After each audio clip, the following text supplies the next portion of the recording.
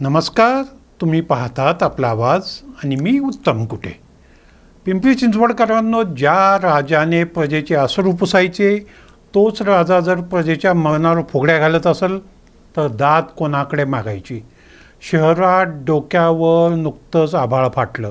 शेकडो कुटुंब शहर पाण्यात बुडाल्यानं रस्त्यावर आली. त्यात दुसरीकडे मोशी कचरा डेपोत कचऱ्याच्या ढिगाऱ्याखाली अजूनही 8 निष्पाप जीव गुदमरत आहेत.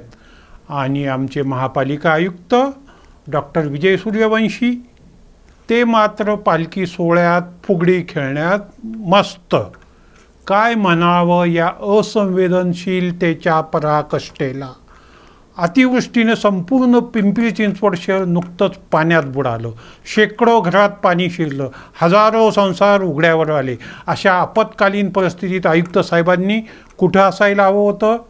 रस्त्यावर, जनतेच्या खांद्याला खांदा लावून मदत कार्यात.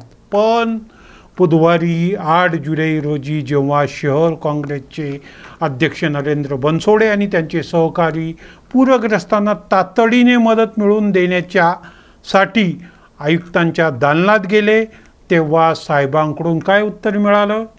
प्रशासकीय बैठकीत आहे, भेटायला वेळ नाही. शहर पावसानं आणि पुरानं त्रस्त आहे, पण आयुक्त साहेब मात्र स्वतःच्या दैनंदिन प्रशासकीय कामात व्यस्त आहेत आणि थंडगार AC केबिनमध्ये मस्त आहेत. याच संतापजनक भूमिकेमुळे संतप्त कार्यकर्त्यांनी त्यांच्या दालनाबाहेर जोरदार निषेध नोंदवला. पण भेटायला वेळ नसलेल्या आयुक्त साहेबांच्या असंवेदनशीलतेचा खरा कळस तर काल गुरुवारी 9 जुलै रोजी पाहायला मिळाला. त्याच्या आदल्या दिवशी बुधवारी 8 जुलैला मोशी कचरा डेपोतील कचऱ्याचा भला मोठा डोंगर तेथील कचऱ्यापासून वीज निर्मिती करणाऱ्या इमारतीवर कोसळला. एका निष्पाप कर्मचाऱ्याचा त्यात मृत्यू झाला तर 9 जण गंभीर जखमी झाले. धक्कादायक म्हणजे 48 तास उलटून गेले तरी अजूनही 8 जण त्या ढिगाऱ्याखाली मृत्यूशी झुंज देत आहेत. त्यांचा शोध लागलेला नाही. त्यांचं बचाव कार्य सुरू होतं. ढिगाऱ्याखाली जीव गुदमरत होते, नातेवाईक रडत होते आणि दुसरीकडे आयुक्त सूर्यवंशी संत ज्ञानेश्वर महाराज पालखी सोहळ्यात काल चक्क फुगडी खेळण्यात दंग होते. आयुक्त साहेब, वारी माऊलींचे पालखीचे स्वागत हा आम्हा सर्वांसाठीच माऊलींच्या चरणी नतमस्तक होण्याचा क्षण आहे.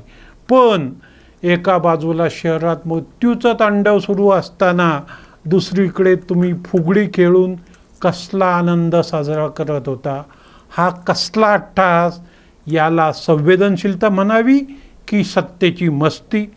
संपूर्ण पिंपरी चिंचवड शहरातून आज एकच आवाज उठतोय, हे आयुक्त असंवेदनशील असल्याचा. आपला आवाज आज महापालिका प्रशासनाला प्रश्न विचारतोय. अशा अधिकाऱ्यांना जनतेच्या सुख दुःखाशी काही देणं घेणं उरलंय का? तुम्हाला काय वाटतं?